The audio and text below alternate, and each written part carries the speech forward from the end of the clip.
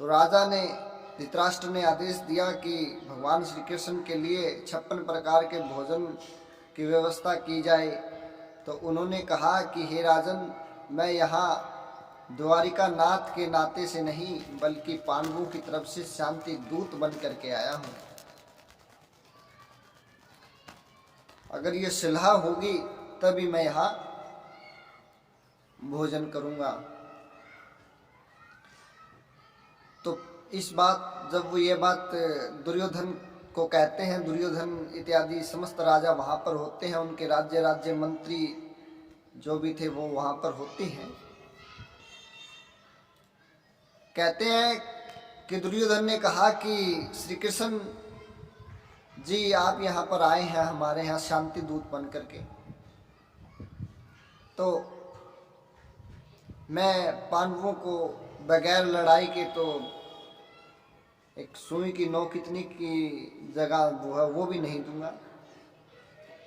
सुई की नोक इतनी भी जगह उन्हें राज्य में से नहीं दूंगा जब तक युद्ध नहीं होगा। और उनका तो हक भी नहीं बनता कि ये राज्य वो मुझसे ले लें। उनको तो दोबारा से अज्ञातवास के लिए 12 वर्ष के वनवास के लिए चला जाना चाहिए। तो ऐसे ऐसे वहाँ पर कुछ चर्चाएं होती हैं। तब भोजन का समय हो गया तो श्री कृष्ण के समझाने पर, शांति संदेश देने पर भी धृतराष्ट्र नहीं माने, न दुर्योधन माने। तो उन्होंने कहा कि हे श्री कृष्ण भगवान जो भी द्वारका के नाथ जी, आप हमारे यहाँ भोजन करिए। तब श्री कृष्ण ने कहा कि मैं आपके यहाँ भोजन नहीं करूँगा, क्योंकि आपके यहाँ भोजन करूँगा तो मेरी बुद्धि भी ऐसी आपकी जैसी हो जाएगी। तो सभी वहाँ पर अनेकों ब्राह्मण भी थे, अनेकों ब्राह्मणों ने भी कहा कि आप हमारे यहाँ भोजन कर लीजिए। अनेकों राजाओं ने कहा कि आप हमारे यहाँ भोजन करिए। तो वहाँ पर वो सभी को इनकार कर रहे थे। और द्रोणाचार्य ब्राह्मण जो उनके गुरु थे, हस्तिनापुर के राजकुमारों के गुरु थे, उन्होंने भी आमंत्रण किया कि हे भगवान आप हमारे यहाँ भोजन कर लीजिए। तो उन्होंने उनका भी आमंत्रण स्वीकार नहीं किया। और वो जाकर वो कहते हैं तो आप भोजन का तो समय हो गया, आप कहाँ जाकर के भोजन करेंगे? तो उन्होंने कहा कि गंगा के किनारे पर एक भगत है जो मेरी बहुत सालों से तपस्या कर रहा है, मैं वहाँ जाकर के मैं भोजन करूँगा। तो कहते हैं कि जब श्री कृष्ण भगवान वहाँ चले जाते हैं तो विदुर जी और विदुर जी की पत्नी वहाँ पर कीर्तन भजन कर रहे थे, भगवान का नाम स्मरण कर रहे थे।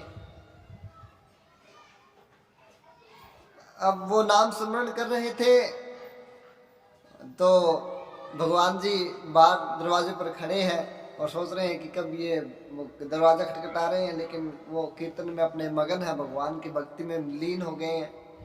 और कह रहे हैं कि कब जाकर के ये द्वार जो दरवाज़ा है वो खोलेंगे और कब मैं अंदर जाऊं। 2 घंटों से भगवान भगत का इंतजार कर रहे हैं। अगर हृदय में भगवान के प्रति सच्चा प्रेम हो तो भगवान भी भगत का इंतजार करने के लिए व्याकुल हो जाते हैं।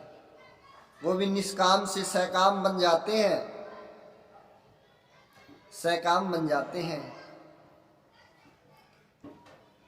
और जब उनका कीर्तन समाप्ति नहीं हो रहा था तो जोर से खुंडी खड़खड़ाई और कहा कि चाची श्री, मैं आपके यहाँ द्वारिका नाथ आ गया हूँ और आप मुझे भोजन करवाइए। भगवान बाहर दरवाजे से भोजन मांग रहे हैं कि मैं भोजन के लिए आया हूँ और आप मुझे भोजन करवाइए, और मैं आया हूँ। तो ये बात उनको जब सुनाई दी तो कहते हैं कि उन्होंने गेट खोला तो उन्हें भगवान चतुर्भुज नारायण के दर्शन हुए और उन्होंने उनकी वंदना की। तो भगत जनों, आगे की कथा हम कल करेंगे, जो कि आपको इसी का एक अगला पार्ट होगा। बोली श्रीमन नारायण भगवान की जय हो।